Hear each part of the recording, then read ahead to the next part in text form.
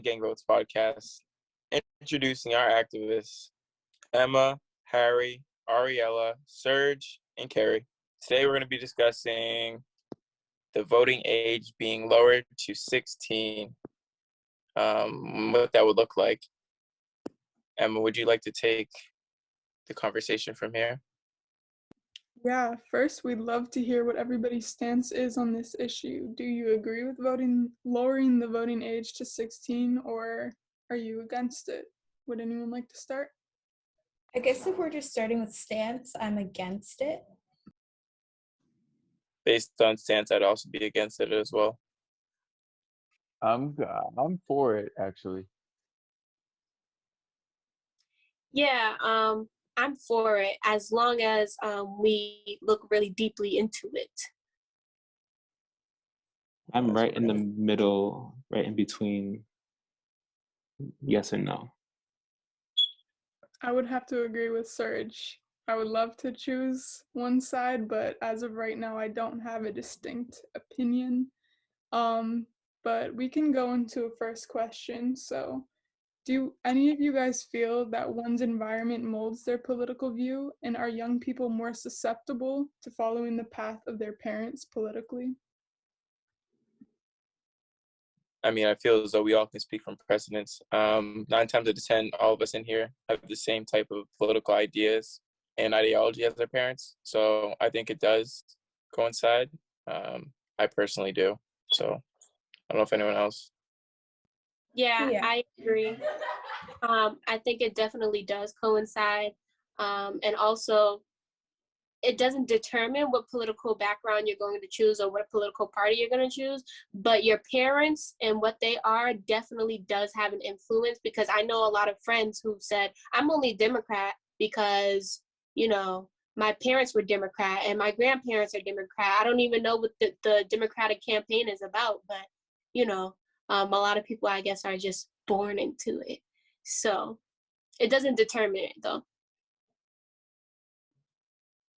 Yeah, I agree. I think that there's a lot of subjectivity formation that happens in your community or based off of your parents.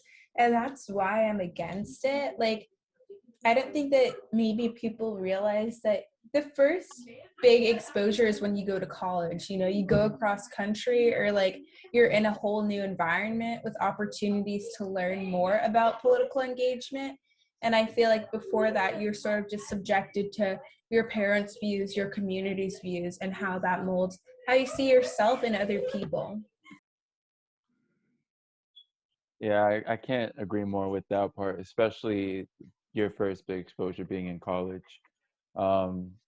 I can see both sides to the argument, but I do think that on a moral standpoint, you can't deprive the young people of their right to voice their opinions. And I think to counter that argument, I think we should really increase the education on politics and really educate the young people instead of trying to restrict them. So I think that'd be my counter for that. Yeah, I'm going to hop on right after that. I agree with you, Harrison. Thank you for bringing up that point. And I think, like you said, it's just a matter of civically engaging people and creatively educating them, because educating young people by the book, by the way that the schools are doing it on civic engagement and civic education, is not it. It's just not the way. And I think, it's up to us as a community, and not as a community, but the city of Boston, to invest in, organizations like us, so that we can continue to do the work of educating young people so that they know what's going on in their communities. I mean, speaking from a personal experience, I was 16, when I was 16, I was like, I can't wait till I turn 18. Not so I can drink, smoke, and party, but I can't wait till I turn 18 so that I can vote, so that I feel like my voice will matter. I was 16 and 17 years old getting 5 people, 10 people to vote on my behalf. Young people are one of the largest demographics in Boston that are impacted by these policies. So I feel like we should have a right or have a say in it, at least, especially on a local level. I feel like before we can talk about voting, we have to talk about the education, because why would you want and you already said that the education system that's, feeding the education to younger voters is flawed and not helping. Why would you want uneducated youth having more say in what goes on? Because Warren, the counter to that is, we're already looking to change, to make this sort of progressive change to lower the voting age. Why not take it a step further and just hit the nail right on the head, and you fix the education that's likely causing much of the political discourse we have right now? Is because people are getting polarized on a political spectrum because they're being told one thing is true when another thing is also factual. And because people aren't able to see both sides of a coin, if they go to one side or the other. And that's where we need to start to have that better dialogue. So with better education and better information fed to young people in a school setting that's actually tailored to their learning style, we can actually make a better impact on the politics overall.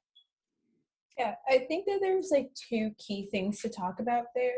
First, I think everybody in the community wants to fix education, but it's not just like we need to fix education, right? There's so many problems with education, and we can even see that with all the conflict that's been happening with BSAC. Like, there have been efforts put forward in order to change education, and I think we all, again, like y'all have been saying, need to work together in order to push those forward and to really figure out what we want to do and collectively figure out a strategy. Because yes, of course, education needs to be fixed, but like, is that going to be fixed in enough time? Like, what does that time frame look like? And then we really need to consider the magnitude of a lot of the decisions that we make in order to change education, because there's so many opportunities to create good, but there's also so many opportunities to create like bad and also get co-opted in really bad ways. Like, again, we talk about tokenism a lot, like, oh yeah, let's fix the education system, let's put a sponsor on here, but that's really not what they're trying to do.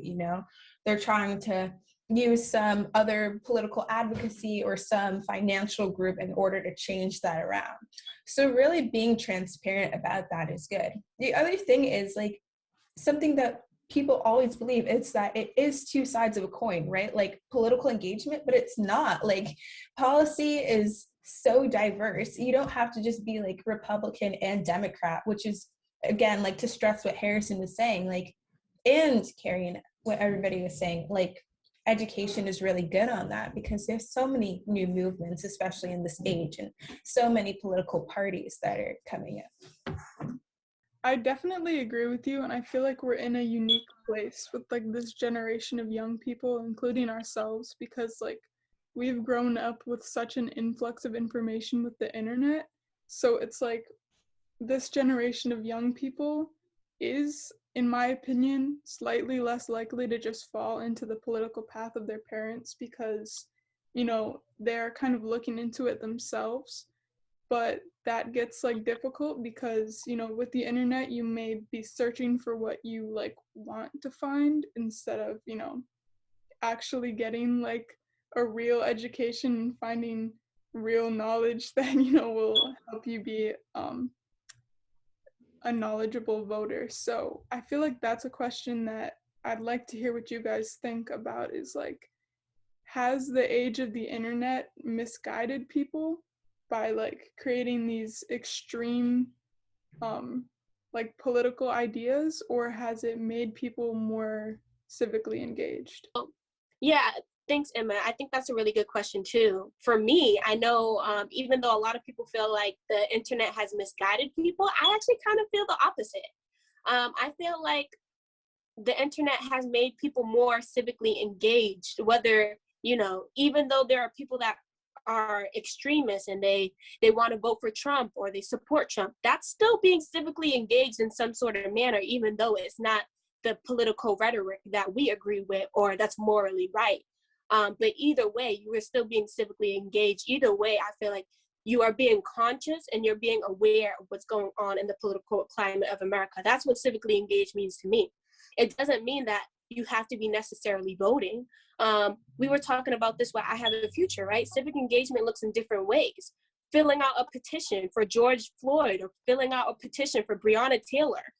Those are, or even going to a protest. Those are all ways of civic engagement.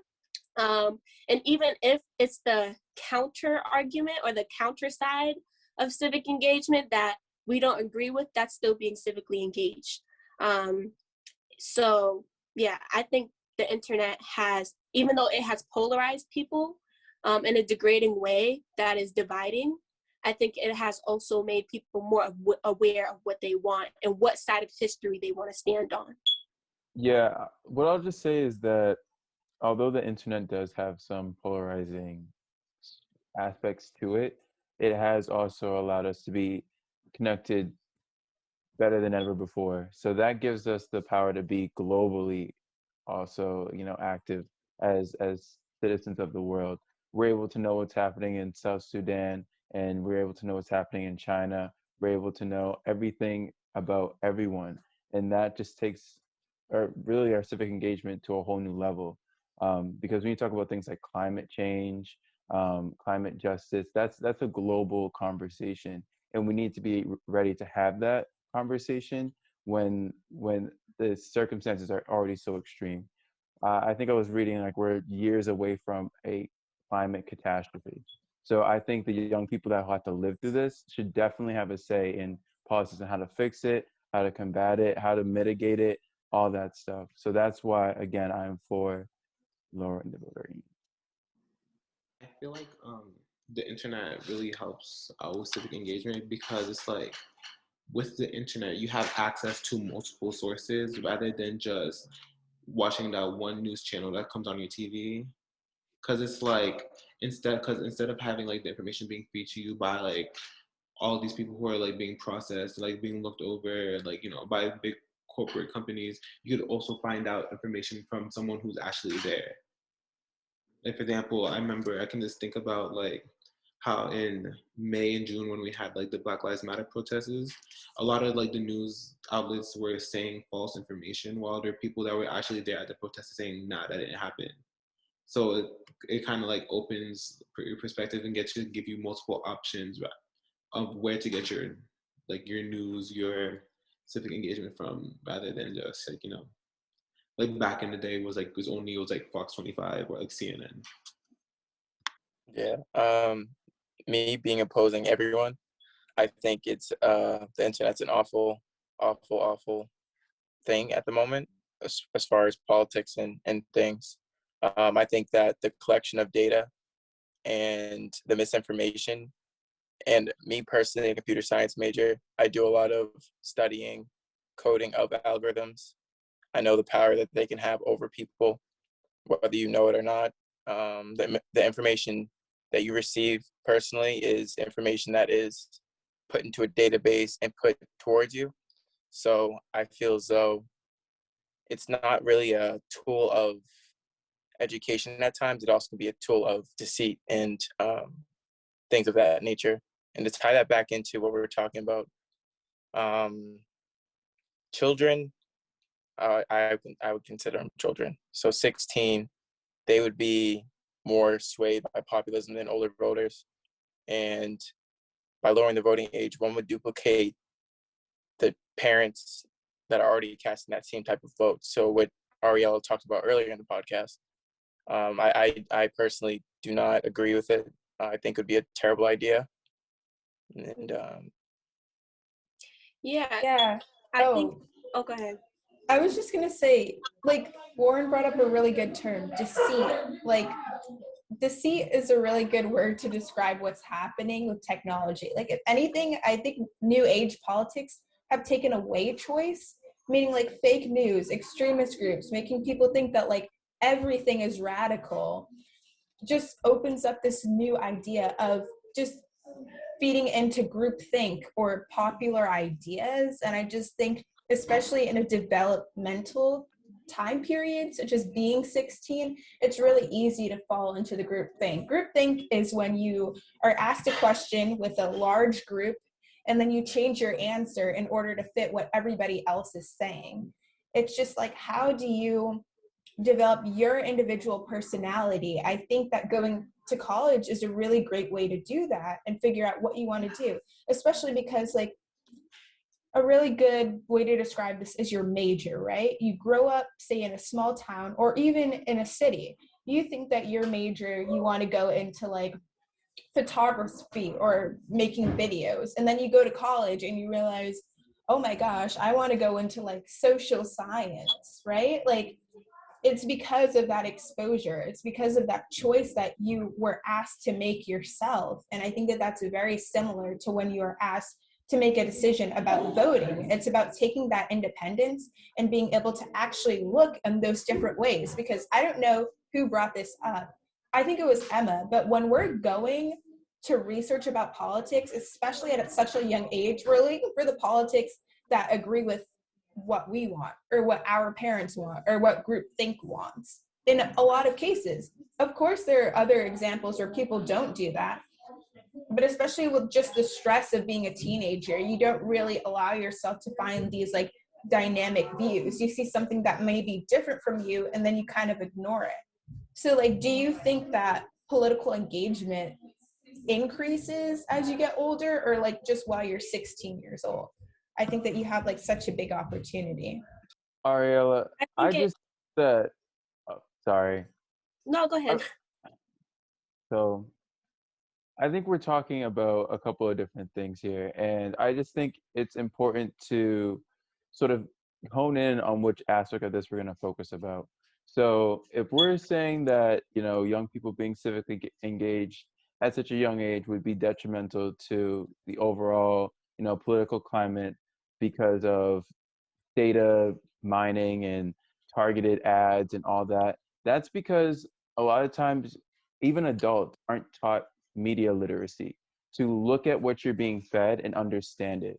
And so by being involved in voting at such a young age, you know, each like sort of age group has their own milestones. Like when you turn 13, you're a teen for the first time. When you're 16, it's like a big deal as well. So it makes sense to, at that point, also add that elevated step to adulthood. What better way to educate people than to get them engaged in it in the first place? So with that, I'm going to counter that and say with an increased enrollment in voter registration for young people, it's going to force young people to first, you know, realize, you know, what is this new power I have? Because at the RMV, at the DMV, when you go get your permit or your license in a lot of states, you'll be able to register to vote at that time.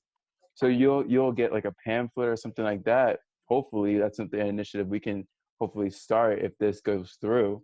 But you'll get to a whole rundown of what it means to be civically engaged, what it means to be a voter, and, you know, the elections that you have coming up. So that's just what I have to say on that. Yeah, I think that's interesting that you brought up. I agree with you, Harrison, that you brought up this concept of the DMV, right? And you go get registered to drive. And what do they tell you about driving? Or one of the number one rules of the road is that you're driving for everybody else because you have everybody else's lives in your hand. I feel the same way about voting. These politicians and the bills that they write and the way that we vote, that's not only our lives in our hands, but that's the city, that's the district that we live in. That's other people's lives in our hands as well, and the power that we take back when we vote. And so, and I also think it's interesting that, you know, that you think that young people are exposed to more dynamics when they're in college. And I feel like we actually need to break away from that traditional educational system, because we need to create more career pathways other than college for young people, because a lot of young people are exposed to the dynamics of this world at an early age. They're exposed to gun violence, they're exposed to poverty, they're exposed to gentrification, they're exposed to so many things that are impacts of these policies. And so what do you do when the classroom is not teaching that? And I feel like it's up to the community does have to take a part of accountability when it comes to educating. And that's why there's organizations like us that exist. Even though I hear a lot of politicians saying, oh, I'm getting tired of the work that I'm doing. That is the work that you're paid to do. That is the job that you signed up for. That is literally in your description. And for the same reasons why we as youth organizers signed up for this job, that is a part of the description, to creatively educate the community. That is what we are supposed to do. I know it's hard, but that doesn't mean that we should stop it on a grand scale. I think if anything, we need to be thinking of ways to expand the platform that we have, so that it doesn't feel like we're doing this all alone, so that it doesn't feel like it's so hard. What partnerships, what collaboratives can we join with so that this is not so hard on us? And I know a lot of people who want to be more civically engaged beyond social media. I have so many people that hit me up like, Carrie, like, when is the next protest? When is the next rally? Or how can I be civically engaged? When's the next community meeting that I can try to make it to after Zoom, after classes or after school? People want to be engaged. They just don't know how to. And I think that's where Gang Votes comes in, to give the people the access to be civically engaged in the way that they want to, and not tell them how to do it, not tell them who to vote for because we're nonpartisan, but to give them the choices, to give them the power to choose, hey, these are your options, and this is the role of the politician that you're voting for. Because a lot of people don't even know what's the role of a city councilor, what's the role of the district attorney, what's the role of of Governor Baker, right? So, even though it's hard, we have to create that, because we cannot rely on the education system, because they're not going to do it for us. Okay, like I 100% like agree with what you're saying, like especially that part where you talked about, like, because I know how we said, like, when we get to college, that's when we start making our own experiences. That's when we get to actually like see for ourselves. When I really feel like this should happen way before. Like, for example, like I didn't get into like civic engagement personally until 16, but that was because I signed up to do an arts program, and then that arts program just happened to have civic engagement part of it, like within, like as like with the program. So I feel like, yeah, like we should incorporate like ways to have civic engagement in just like our daily conversation, but like something that's so like not like in your face, like, oh, we're gonna talk about politics, or we're gonna talk about this, but something that's like really like subtle. Like if you like again, like I'm a musician, so I did music and civic engagement, and so like maybe like someone who like does science, like maybe like talk about science and civic engagement, and like that can have something that can have like the teens and the youth to like think about as they're growing up and as they're going on with their lives, so they can have their own opinion. So like I really do agree with that. Yeah, Emma. I agree with you and Carrie. I feel like a lot of times people's argument for the voting age being lowered is that, well, if 16-year-olds can not vote, sorry, if they can have a job, if they can pay taxes, they should be able to vote too.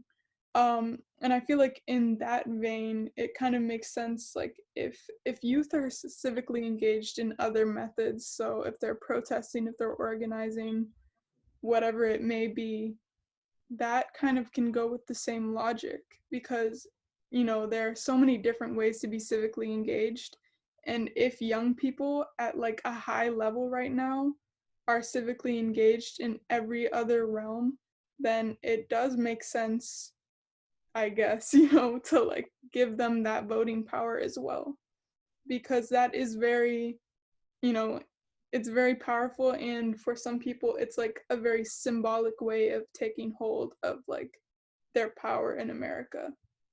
Yeah, I feel like we're about to maybe move on to the next question, but just to like end this off, I wanted to say that like I don't disagree with y'all. I definitely think that education needs to be taught earlier, but there's nothing about like being able to vote that automatically encourages you to learn about politics. That's why organizations like BCAT were created.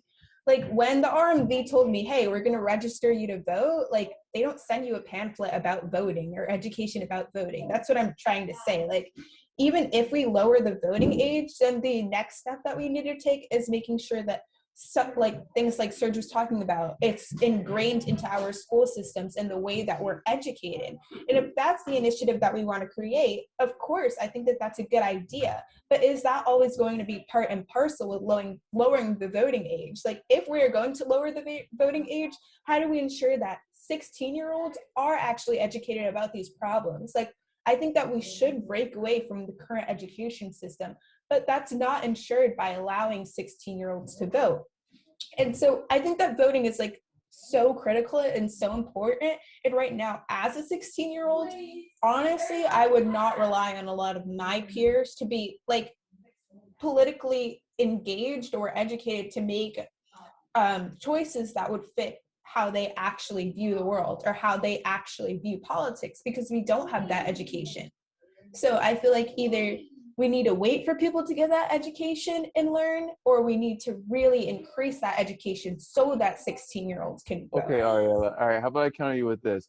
If you don't think they're responsible enough to, let's say, vote in like a primary election, like the presidential election, would you be in favor of something that allowed young people to vote in their local municipalities, like enables young people to vote for certain things, or outlines, a list of voter rights for any of those things? Well, one thing that I definitely would agree is that all the smaller elections at large affect young people. Like what a city councilor is going to do affects your learning environment. If you're getting the right amount of food, if you're, engaging in the right ways. But like even small scale school elections, you can see how that's so like people just vote for who their friends vote for, or who's the most popular. And that just tends to happen. It goes back to groupthink. So I don't know. I feel like if we already had that education in place, I would definitely like be supporting it. But even at like small school elections, it's so cringy to see kids just be like, yeah, I Okay, but voted then for-" there's the whole all taxation and no representation, which yada yada yada Boston Tea Party, right? I think Harrison. it's interesting because you're 16 and you feel like a lot of 16-year-olds are not wise enough to vote, or they don't have the education enough to vote. And I feel like when I was 16, I felt the opposite. When I was 16, I felt like a lot of adults weren't fit to vote. A lot of adults were not voting the right way. No, that's true too. I don't think a lot of people are ready to vote. And it's because they didn't get that education when they were 16. It all goes back to be politically educated. And I think that, again, BCAT was created because the state doesn't do that enough. Like when you sign up to be a voter, they don't tell you about what it means to be politically engaged. That's why we need groups like ours, and we need nonprofits in Boston and just states across the country. But like, yeah, it's just a result. Like you didn't learn it when you were 16 and it just like continued. I think we should increase education. I think you actually agree with us. I think you actually agree with us because we're saying that we're for lowering the age to 16 as long as we have that increased education component to it, because that's what, I'm for. If we're not ready to educate our communities, then I don't think that, because that goes hand in hand with voting and being civically engaged. So I think you do agree with us. I think everybody on this, it's not a panel, but on this podcast is saying the same things, or at least the reciprocal of what we're saying. I think we're all agreeing that we all need the basic necessity of education to be there, and that places like BCAT need more funding or need to be invested in more. And we can that's why we work here. We work here because we want people to learn. I was just saying, it wasn't like when we started the conversation, do you think that the voting age should be lowered to 16, or do you think it should be kept the same? Not, do you think it should be lowered to 16 as well as increase in education? Exactly. Like I think if it was just lowering the education, like lowering the voting age, then no. Like, of course, I think people should be educated. Well, that's with why a we work lower here. voting age, we'll be able to vote to get better education. Can I say that is true? Can I say I that? think.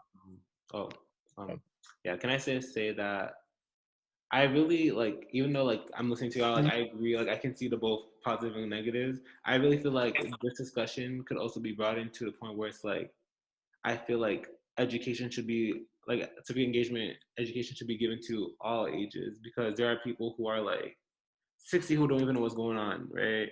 So like if we're just given like, because I'm just like, if you just give the rights to like let's just say like we give to 16-year-olds, like I just hate that whole like ageism like thingy where it makes people think that like, oh, because you're older you know better. But in reality, like if we all get the same amount of education and what we're doing, then I just feel like we'll be fine, I feel that we need to address the overarching concept of younger voters may not understand all the issues. So I want to break down the schedule of the 16-year-old before Emma takes into our next question. You are at school 7 hours. That's with a lunch. you are partaking in, athletic practices 1 to 2 hours, okay. And with addition to that, extracurricular activities along with studying another 1 to 2 hours. That's almost a 13-hour day. And you expect a 16-year-old, and I know some people in here are 16 right now. I remember when I was 16, but the last thing I would do at the end of my day would be to go and educate myself on a political realm that, one, I'm not familiar with, that two, probably might not interest me at that time, even though it will affect me in years to come. I don't think that the age, I'm not speaking in totality, I'm speaking just as a someone looking in or someone looking out. They're not ready for that type of responsibility, period. I think you can also say the same about adults, though, because an adult working for a 9-to-5 job, which is also kind of in retrospect the same amount of hours or enough hours as much as their child is spending in school, gets off of work and they're super duper tired. They got to pick up the kids. And, are they tired enough? Like, are they too tired to learn about civic engagement? No. They still go out and vote, though, because they view it as a responsibility to humanity, or at least they owe it to their district or whatever community they live in, because they know it's going to impact their child. Also, the term children is interesting to me as well, because children in the past, like the Children's March of Birmingham in Alabama, was the catalyst for desegregation across the whole entire country. That was children that led those movements. And it's usually youth, especially we see more now today. Youth are the ones that are leading in the face of these movements, these progressive, these quote unquote progressive movements that we are fighting so hard towards. So I think it would be even better if young people were to vote, because if we had every single young person that was in that crowd at the George Floyd protest, or most of them, to vote for the right matters, to vote for certain or advocate for certain bills, anti-police brutality bills, then I think the numbers would be more, harder to deny, especially when it comes to voting. Like, that's what we need. Numbers win. And also, a lot of elders or a lot of adults voted for Biden, while a lot of young people voted for Bernie. And I'm speaking personally as an individual. I think I would have voted for Bernie, and it's obvious that he got most of the youth votes. So I don't know. I feel like that speaks a lot. Cut. Bianca, I got this paper and I'm getting a little scared now. I feel the sweat dripping on my head right now. What do you think? I said 7:45. I can pose a question and then. Yeah, let's hear what the next question is. And then you can wrap it up. Okay. So I agree with what's been said, and I feel like we should look at it big picture. So, moving away from just Boston, like, imagine that the voting age is lowered to 16 nationally, with the context that we know our education system is deeply flawed in many ways, and that also has many different effects regionally in America. So considering that, how do you feel that lowering the voting age across all of America would affect our elections, and do you feel like voter turnout would be resounding for 16-year-olds? Oh, okay. I can start off this question first. I think that there would be a big voter turnout. I think a lot of people would be voting in the elections. I mean, we have so many 16 and 17-year-olds in the world, and just other people who can vote. But I think that that's what we have to do when we're talking about this issue. Think about it on the large scale. People say that they want to lower the voting age because they're thinking about themselves. What if I had the ability to vote when I was 16? What if other youth from the community, like myself, had the ability to vote when I was 16? I think that we should be thinking about this for rural people in the community. A lot of people thought that the margin between voting for Trump and Biden was going to be different. The fact of the matter is that it wasn't, and that was just with adults. Like, imagine if that was also 16-year-olds who go to like KKK rallies, or 16-year-olds who tell Black girls in their classroom, you're being like over emotional for talking about a subject matter like this. Like, they don't, but a lot of people don't have the social context for what it means to be like politically engaged, because they haven't been exposed to that. I think, going back to Harrison and Carrie's point, a lot of people have to take on the burden of paying taxes, of supporting their families, and that is because of the lack of education. That is because of disparities worldwide that need to be fixed, and I think that BCAT will contribute to that by having, increasing voter participation, by increasing education. But this is always going to be part and parcel with people who don't have that same level of education. And so lowering the voting age without that, I think, is going to cause a really bad effect on how we view politics and how we want to engage in politics. Because especially when we have backlash, such as, like Carrie, I agree with you. A lot of youth are leading these conversations, i.e. like the George Floyd protests. But then we get a lot of backlash saying, let's hang Black people, let's do this. We have college youth who are reenacting these scenes. We have things like what happened in Washington, D.C., when they were reenacting, George Floyd's death. There's always going to be backlash that happens with that. So consider the youth that but then also consider the youth that you don't know, and what kind of decisions they're going to make if they don't have the education that we all in this room think that we need. I agree with you, Ari. That's a tough point. What happened? Oh, I was saying that's a tough point, like that's valid. Oh, sorry. Okay, so yeah, I was saying, yeah, I agree with you, Ari, because I would love to bring the voting age down to 16, but I'm just thinking about like 16-year-olds and like 17-year-olds. Like, yeah, like not a lot of us are like privileged to have like a teen empowerment or like a block center or like one of those like centers that like talks about civic engagement stuff. But then again, I'm just thinking about where I was at 16 and where my other peers were. Like, a lot of people, like, I can't change someone's minds to like, want to go vote, or I like want to be engaged in this work. And sometimes, like, I'm just thinking about back when I was 16. Remember when Kanye made like the announcement of how he wanted to run for president, even though that was like not like the best idea, but at the time at 16, imagine it's like, oh my god, like a rapper gonna be the president of the United States. Isn't that like cool? So like, I'm just saying that like it really is just, I just feel like 16-year-old minds could be easily be like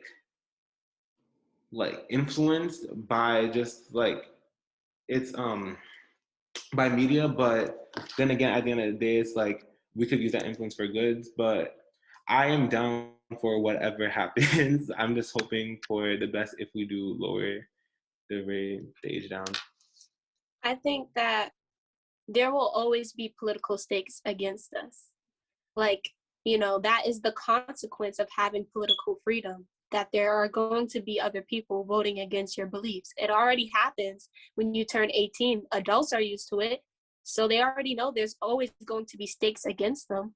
It's just bringing that down to a lower level and a question of, are we ready? And I feel like, especially knowing that the Black vote is one of the most powerful votes in the country, I think we're ready. Especially, and also considering that Bernie's votes, which I thought, and also consider, hold on, let me fix my ooh. Okay. And also considering that Bernie got most of the youth vote, imagine how many 16 and 17-year-olds also would have voted for Bernie. And you know what? Quite frankly, we can't let fear dictate or determine how we think these elections are going to go. Because even if another Trump gets into office, we have to be ready to put our seatbelts on and still hold our community down. So I think that no matter what, stakes are always going to be held against you. That is the consequence of political freedom. It's just a matter of fact if we're ready for the ride, if it goes the way that we want it to go, or if it goes the way that we don't want it to go. Was anybody else going to add on before I said anything? Because I want to just give people the opportunity to. I mean, I can't say anything, but you all have made really great arguments, Yeah. and I can agree with Carrie where it's like, you know, with the political freedom, it comes the chance that you might take the L. But it does not mean that we should shy away from something that obviously needs to be done, something that will have, you know, dramatic impacts on the way we live. Like I said, climate change, all that other great stuff, where we're becoming a global community, even voting on things that affect the pandemic, and people will have to have a say in because it affects all of us. So don't take the political discourse for granted. It's healthy, and people should have a free flow of ideas. I think, yeah, and also scientifically speaking, there was a study on demographics in America showing that minorities are going to be, well, I don't even like to use the term minorities, but quote unquote minorities are going to be the majority in the very near future. And considering that and those statistics versus a lot of the quote unquote majority, or those kids that are going to KKK rallies, or the families that are ignorant, voting for certain dangerous political rhetorics, their numbers are dwindling anyways. So also considering that and taking that into a factor. Yeah, I know Emma is about to wrap this up.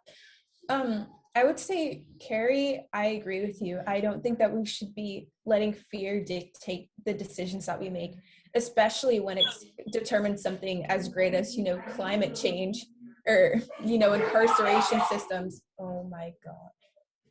Or things like incarceration systems. But I don't think that a lot of people know how to like buckle down when things like that happen. Like, yes, I could say that our family did it well. I can see that our community did it well. I can see that BCAT did it well. But while Trump was elected, a lot of Black families, a lot of minorities did not know how to engage with that.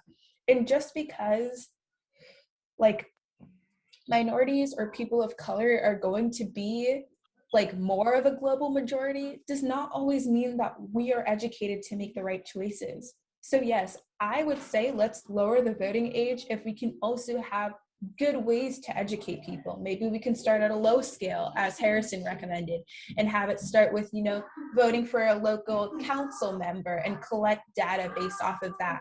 But just considering what happened with the Trump and Biden election, I think that the margins are like too small. Even if we consider Cubans in Florida, that could have been a big win for a lot of people.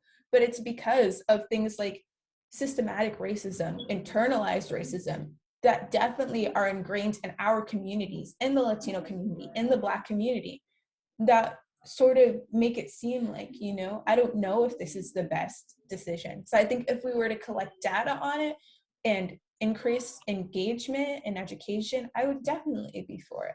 But right now, while we don't have that education, I don't know if I can 100% put my faith in a decision like that. But I definitely like applaud everything that y'all said. And I think it was a great conversation. Yes, clearly there is a lot of nuance to this topic, but I think the most important takeaway is that it's not just about the age of the voter, but it's about, you know, the fact that we are products of the systems that we exist under and that the society that we live in. So that is something that BCAT will continue to be critical of and focus on in the future. And this has been a great conversation. So thank you, everyone. Brothers are crying, brothers are dying, sisters are fighting, and my people are blinded by you. In what you do.